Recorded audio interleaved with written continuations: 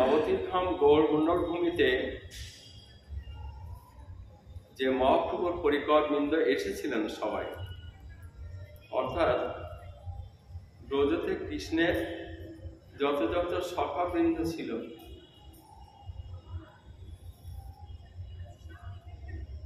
তারা এবারে সব এসেছেন।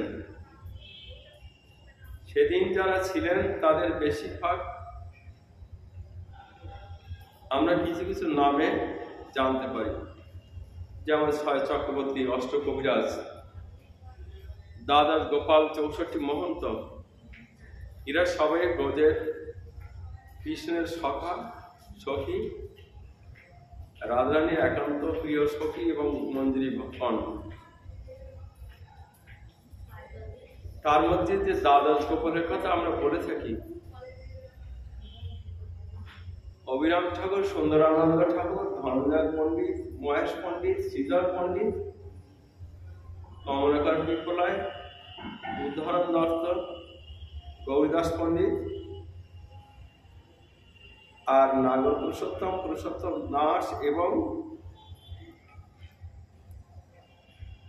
কালাকৃষ্ণ দাস ঠাকুর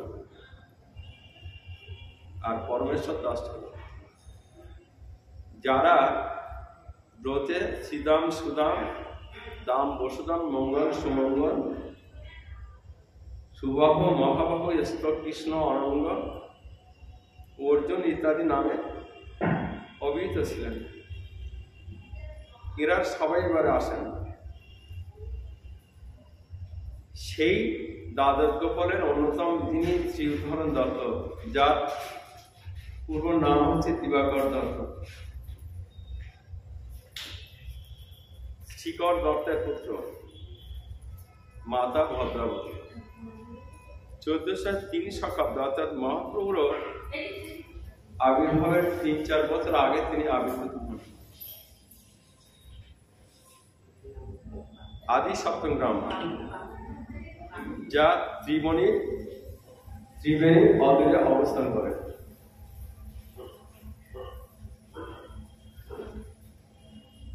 প্রভু হাসি হাসি কহে, বণিক কুমার,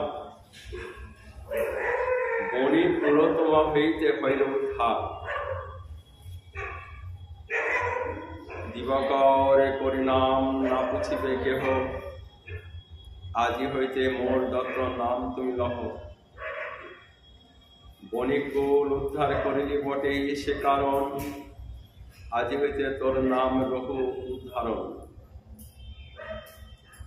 শিকর দত্ত অর্থাৎ দিবাকরের পুত্র, দিবাকরের পিতা, তিনি একজন শ্রেষ্ঠী অর্থাৎ ধনী সম্প্রদায়ের মধ্যে ছিলেন। এতটাই ধনী ছিলেন যে তখনকার সময় নবাব পর্যন্ত তার কাছে অর্থ করি ধার করতেন।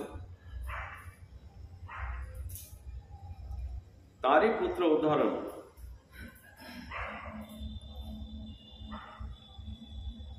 কাটোয়া থেকে 2 মাইল উত্তরে নৈহাটি বা নবহট্ট গ্রামের তিনি রাজার দেওয়ান ছিলেন। আর নৈহাটির নিকটে যে গ্রামটা উদ্ধরণ দত্তের বাড়ি, যেহেতু উদ্ধার করেন তাই সেই এলাকাটার নাম হয় উদ্ধরণপুর।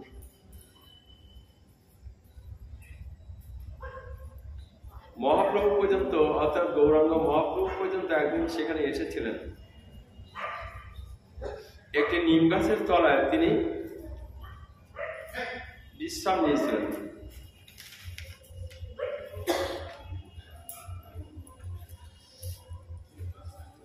সেই নিম গাছের মূলে চারিদিকে আজও বাঁধন আছে এবং মকর সংক্রান্তিতে সেখানে মেলা বসে। উদাহরণের বিপুল অর্থ, কিন্তু উদাহরণ ছিলেন সৎ প্রকৃতির, তাই তিনি তার সেই অর্থ সমস্ত সব সৎ কাজে, বৈষ্ণব সেবায় ব্যয় করতেন।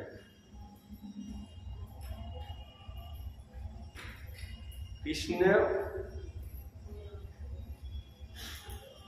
ভজনের সেবার অখিল যে চেষ্টা, এটাই ছিল তার জীবনের প্রথম। এছাড়াও নিয়মিত তিনি ভাগবত অধ্যয়ন করতেন। বিগ্রহের সেবা নিজ হস্তে সম্পাদন করতেন।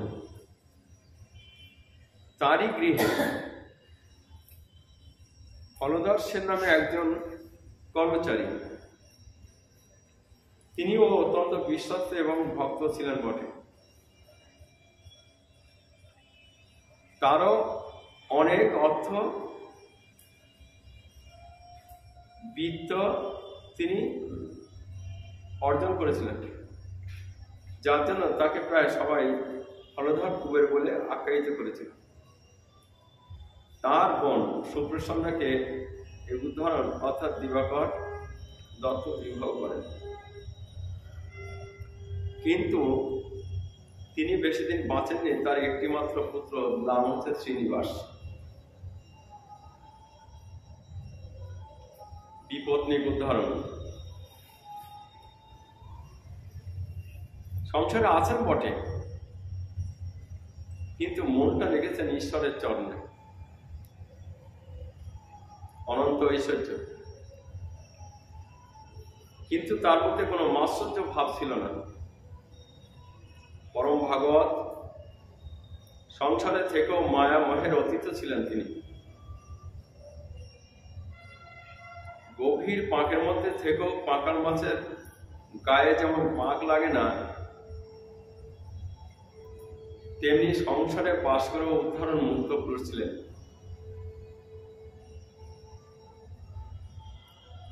সংসার পঙ্কের ছিটে ফোটাও তার গায়ে লাগবে। ওদিকে নীলাচলে নিত্যানন্দ প্রভু প্রতি বছর রথের আগে সমস্ত ভক্তবৃন্দদের নিয়ে শিবানন্দ সেন, অদ্বৈত আচার্য গদাধর প্রভু, রাঘব পণ্ডিত, তারা সবাই আরো অনেকে ভক্ত, প্রায় 300-র মতো ভক্ত, দিনেরও অধিক, তারা রথের আগে যেতেন রথ দর্শন করা,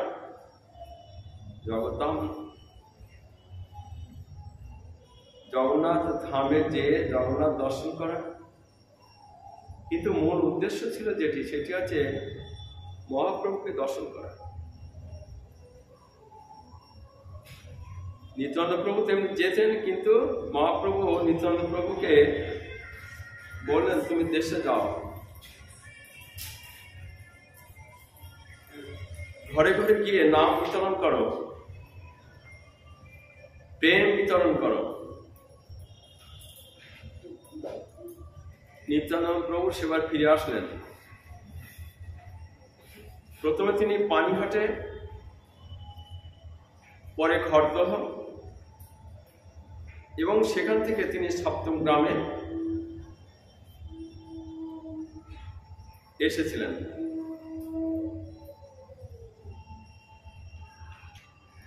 কারণ না কারণ বাড়িতে তিনি অতিথি গ্রহণ করবেন, সেই হিসাব করে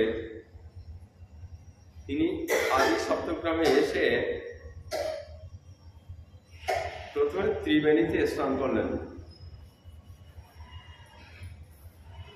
ত্রিবেণী গঙ্গা, যমুনা ও সরস্বতীর মিলনস্থল, যেখানে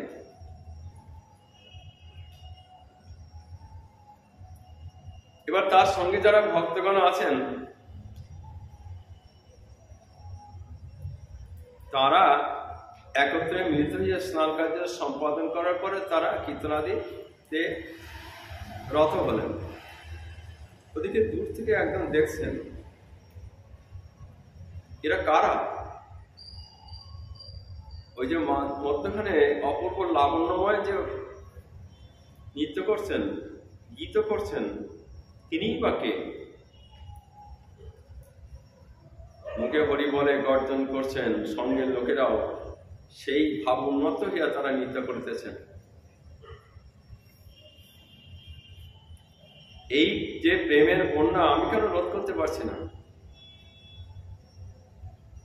ওদিকে কীর্তন করতে করতে নিত্যানন্দ প্রভু তার ভক্তগণকে নিয়ে একটি পাকুড় গাছের মূলে গিয়ে বসলেন।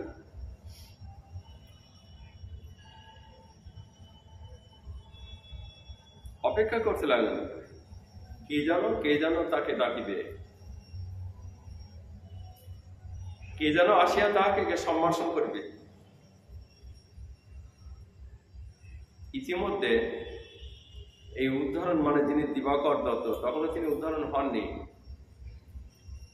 তিনি আসলেন একেবারে গলবস্ত্র হয়ে নিত্যানন্দের চরণে পড়ে দৈন দ্রবিত হয়ে ক্রন্দন করতে থাকলেন।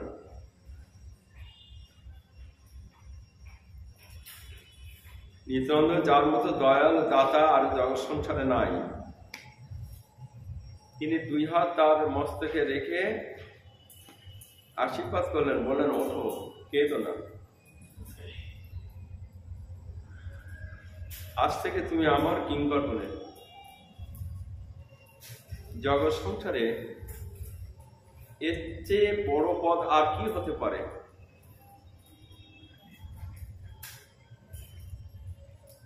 স্বয়ং নিত্যানন্দ, যিনি ব্রজের বলরাম, যিনি অনাদি গোবিন্দের ক্রিয়া স্বরূপ এবং সেবক স্বরূপ, তিনি দিবাকরের মস্তকে হস্ত দিয়া তাকে আশীর্বাদ করলেন। আর কি বললেন? আজ থেকে তুমি আমার কিঙ্কর হলে।